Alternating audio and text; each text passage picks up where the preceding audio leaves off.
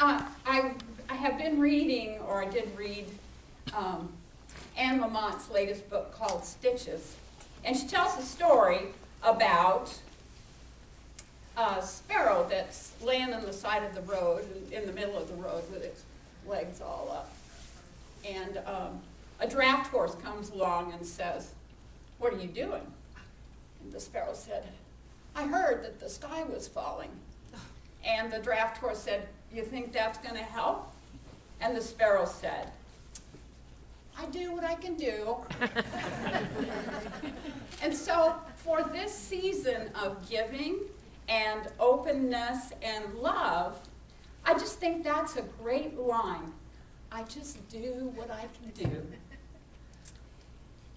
I have the occasion to drive on Pyramid Highway, and every day, and even today at -9 degrees, there is a man out there with his bucket collecting trash. Now, he's not doing community service for the courts. He's doing community service for his heart. I just think that's amazing. He's doing what he can do. There's 6 billion people on this planet, and if we all just did what we could do, imagine how amazing this world would be. Just amazing. I think something's happened here.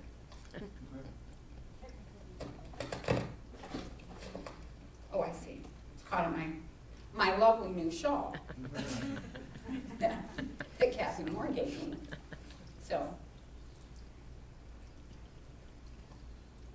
Mother Teresa said that we do not do great things. We do small things with great love. And I think that's really the message of the time of the holiday season. It's an opportunity to just notice the ways that we can do small things with great love. This week, I saw a story. There was a young girl, Allison Alstrom, who at age 15 went shopping with her mom to buy new school clothes. And she just felt so good about herself because she had new clothes. And she started thinking, at age 15, that there were probably a lot of young teens who have never had new clothes. So she decided that that would be a wonderful thing for her to do, is create opportunities for teenagers to have some new clothes. She wrote 300 letters to clothing manufacturers and asked for donations. And her plan was to get enough clothes for 4 or 5 girls. And so now she's 18, and Threads for Teens is just this huge nonprofit. And she's getting ready to go to college, but before she goes, she got this big, huge semi-truck donated and a car donated. And she and her mom and many volunteers are traveling the country with clothes for teens, 48 states, because she had a bucket list of going to see every 48 states. So she incorporated her nonprofit goals to taking her Threads for Teens around the country. I just think that's amazing. She's 18 now. Wow. Yeah. Absolutely. You know, there was that time when random acts of kindness was a big thing, and you don't hear much about that again now, but wouldn't it be a nice idea for us to just keep that alive to everybody? Think of ways to do random acts of kindness. Last night as we were coming home, there was a guy homeless, and Aaron gave him some money, and wow. Now I know that a lot of people say, oh well, he's just going to go out and buy himself some. Oh, who cares? You know, if he needs a drink, then it's not our responsibility to make that decision for him, because alcohol withdrawal is really ugly and it kills people. So if people are panhandling and need money for booze, it's not for me to make that decision. It's for me to do what I can do and what's in front of me to do, whether it's gathering trash or gathering clothes or giving a panhandler some money. Speaking of clothes, you know, this is the last day for coat collection, and I think we've been fairly successful with that. Some nice heavy coats people have brought. Good. Really nice. Good. I don't suppose anybody wants to leave their coats behind today. But maybe when you get home, you could pack them up. So, South Africa finally let Nelson Mandela go. And he is someone who did what he could do, what was in front of him to do. So for 27 years, he languished in prison. And he had several opportunities to be released, but he wouldn't go until all of the political prisoners were released. And you know, what I think is really most admirable about him is that, well, maybe not the most admirable, but certainly an element, is that after he got out of prison, he discovered that his wife had been promoting some level of violence. And so he, after all of those years, decided that he couldn't be married to her again. He had to be he had to be in his integrity, because she was promoting something that he couldn't believe in. I think that's really an amazing thing. Of course, he won the Nobel Peace Prize. I want to just share a quote that I really think speaks to what I'm talking about here today. He said, "Overcoming poverty is not a task of charity.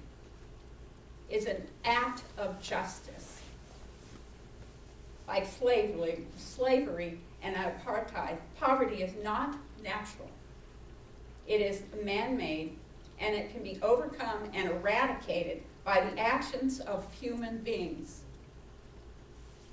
Sometimes it falls on a generation to be great. Sometimes it falls on a generation to be great. You can be that great generation. You can be that great generation. I can be part of that great generation." And he goes on to say, "Let your greatness blossom." So at this time of holiday celebration, it's time maybe to take a look and see where your greatness can blossom. What can you do to move our generation into flowering? We don't have to do great things. We can do small things with great love.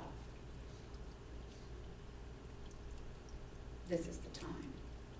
This is the place. We are the generation.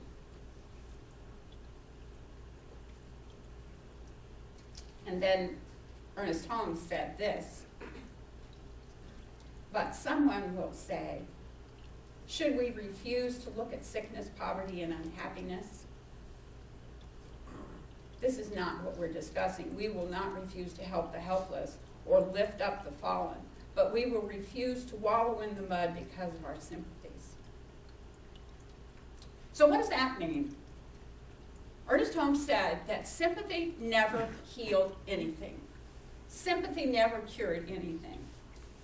And so when we see people who are needing a lift up, not do that act from sympathy, but do that act recognizing the godness that is within them, recognizing that they are we.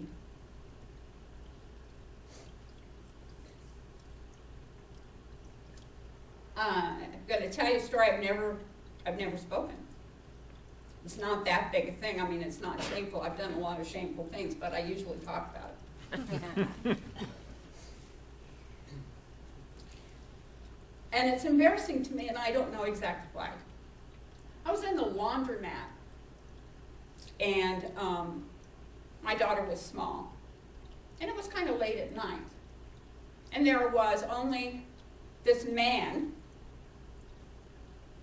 and his child, who was about the same size as my daughter. And I made a judgment about how shabbily dressed he was and how shabbily dressed his child was. And he left his clothes in the dryer. And I took some of my child's clothes and put them in the dryer.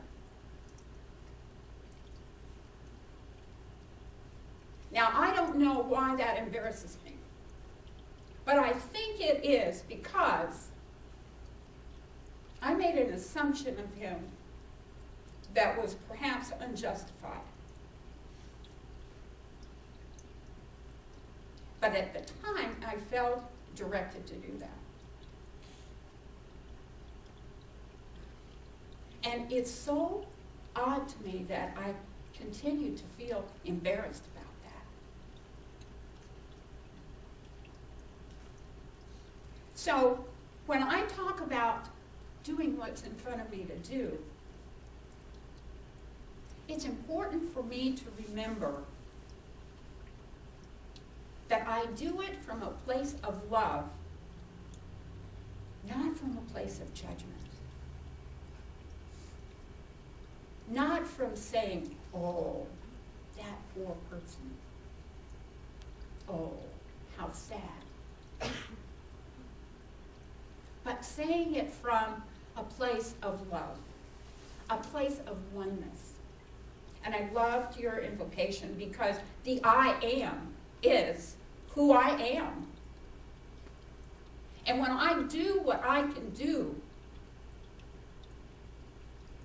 it is for me to be doing it for the divine.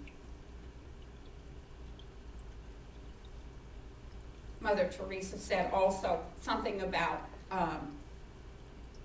that she sees her beloved Jesus in every distorted, sad face in front of her. And that's really the truth. Everyone that we see, every situation or circumstance that we see that needs to be lifted up, that needs to be held up, is God calling, whispering to us, saying, are you paying attention?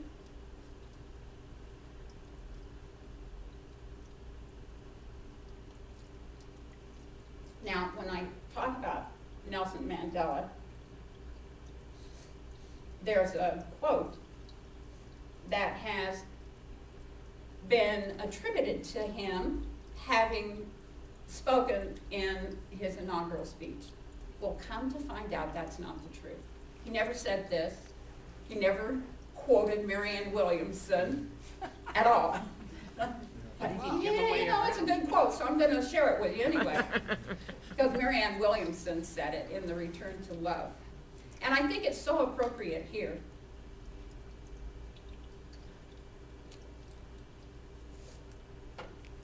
Marianne Williamson, in A Return to Love, said this: Our deepest fear is not that we're inadequate. Our deepest fear is that we are powerful beyond measure. It is our light, not our darkness, that most frightens us. We ask ourselves, who am I to be brilliant, gorgeous, talented, fabulous? Actually, who are you not to be? You are a child of God. Your playing small does not serve the world. There's nothing enlightened about shrinking so other people won't feel insecure around you. We are all meant to shine. We're all meant to shine as children do. We were born to make manifest the glory of God that is within us. It's not just in some of us, it's in everyone. And as we let our own light shine, we unconsciously give people permission to do the same. As we are liberated from our own fear, our presence automatically liberates others.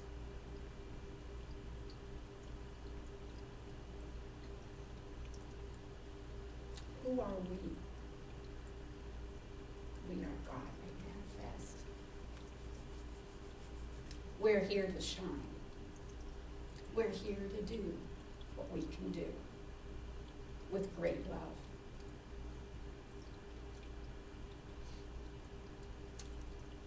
It can be very small things.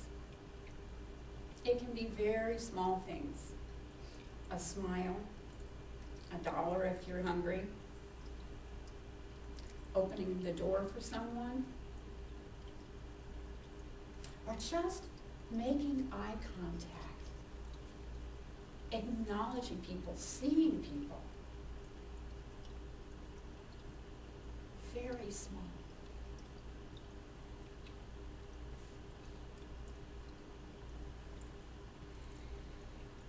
So, I see you all.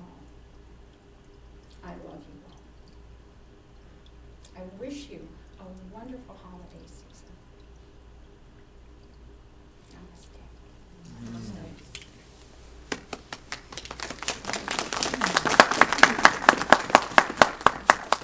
So I would invite the minister and the practitioners to join me and circle the room and hold it in love.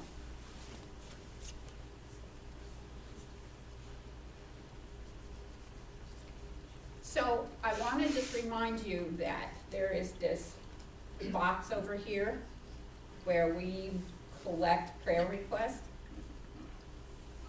And these people are glad and thrilled and happy to hold you in prayer in whatever way that you might need or might want. They're doing what they can do, which is huge. Hold you in prayer. So if you have more than just a little brief note about what you need, you could meet with any one of these lovely practitioners after the service, and they'll be happy to pray with you.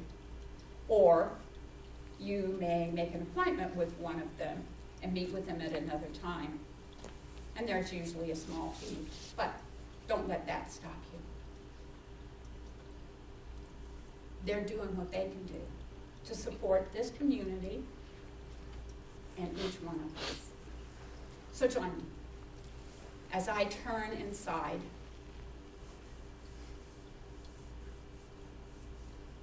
As I make that connection with that one that I call God, Spirit, the divine, the loving presence.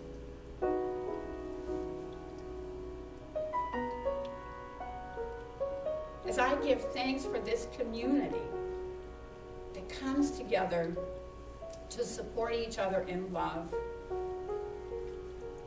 that comes together to learn ways to live spiritually 24/7, not just for an hour or so on Sunday.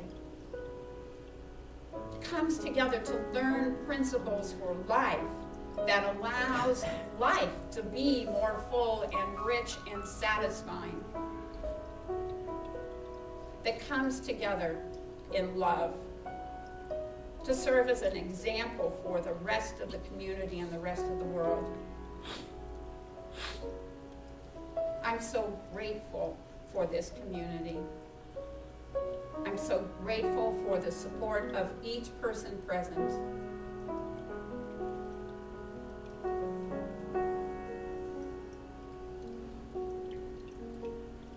And I absolutely acknowledge that we are children of God. We are God made manifest.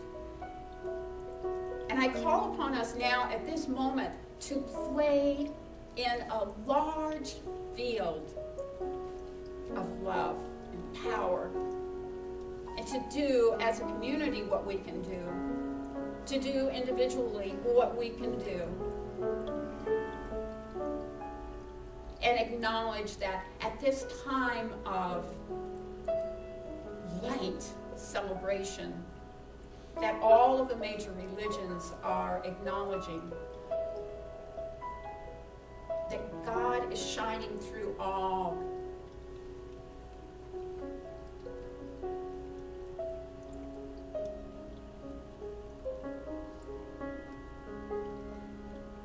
I hold in my heart those that are unable to be with us today,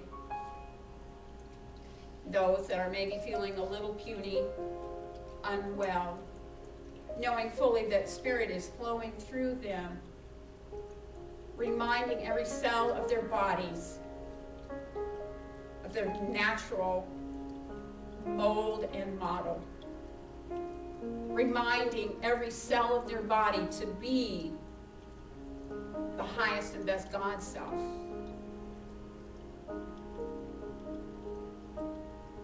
I call in my heart today those that may be in pain, or may be in sorrow, or may be in fear.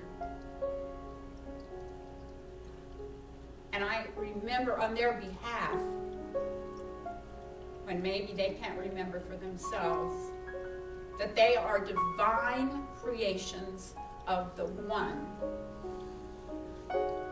molded and modeled by Spirit,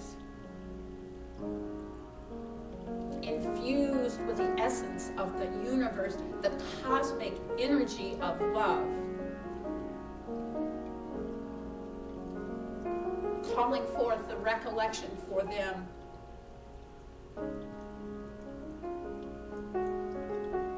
even when they're unable to remember that for themselves.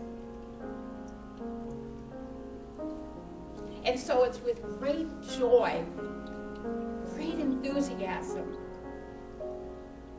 I fully lift up my word into that part of the universe that accepts it and flows it back to me in ways that I could never dream. In the miraculous.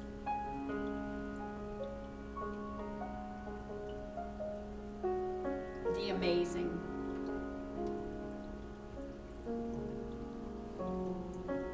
And I claim good and more good for each one of us, and for each 6 billion people on the planet. 6 billion and counting. And I just give thanks on a deep, rich, joyful, exuberant level. And I invite you to do that with me, to claim it for yourself and for the rest of the world, the rest of the universe, by joining me in saying, and so it is. Amen. Thank you.